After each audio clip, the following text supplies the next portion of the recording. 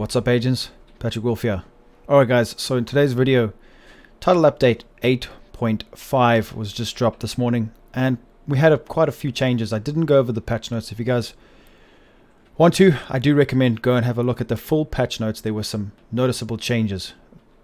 The two that stood out to me was the bug fixes to Striker's battle gear and Hardwired. Both of those gear sets were fixed. Now Hardwired, in my experience, worked pretty well, but it seemed as though the 20-second loop was supposed to be 10 seconds, but it was bugged and it sometimes didn't work. Sometimes it completely didn't work for some players at all.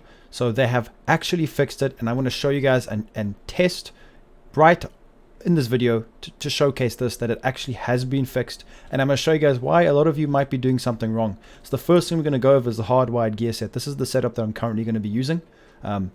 Very, very strong build right now. My Seeker mines are doing 2.184 million, which is really good. But here's the thing, guys. Okay, let's go over the basics. So what used to happen was, whenever you use a cancel a skill, your other skill is automatically refreshed. So that was the feedback loop.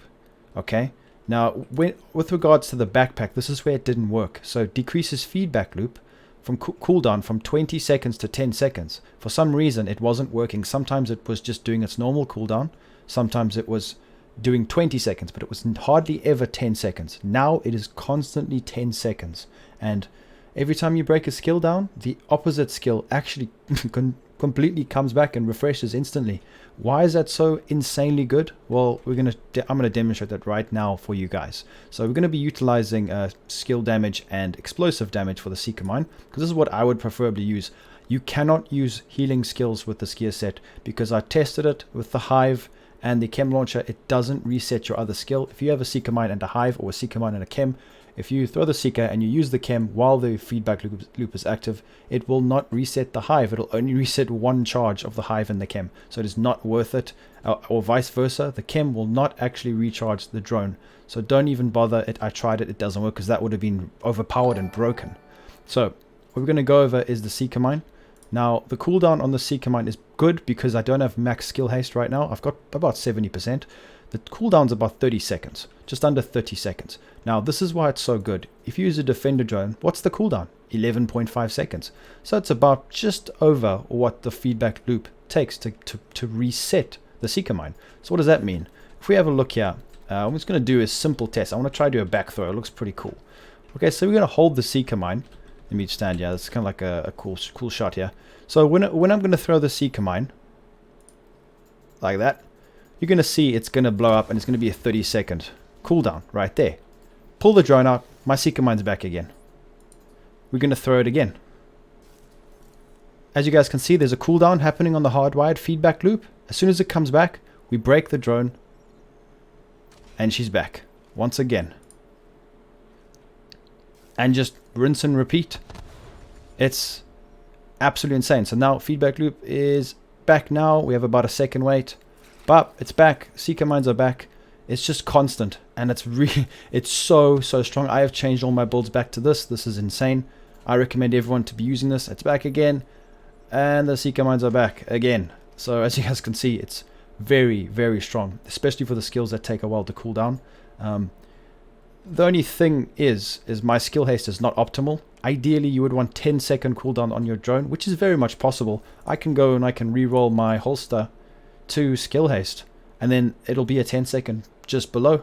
And then I have Seeker mines every 10 seconds, which is good. And I know a lot of you guys might be saying, well, my Seeker mine cools down. Well, that's good for you, but this allows us to spec into other things other than skill haste. We can go just skill damage, status effect. There's a lot of, it's boundless. So I hope you guys do understand what I mean. Hardwired is incredible. As you guys can see, putting the Surge with perfect spike and Everlasting Gaze with perfect perpetuation could make this a very, very strong build in any kind of situation. So that's going to be it for Hardwired. Let's move on to Striker.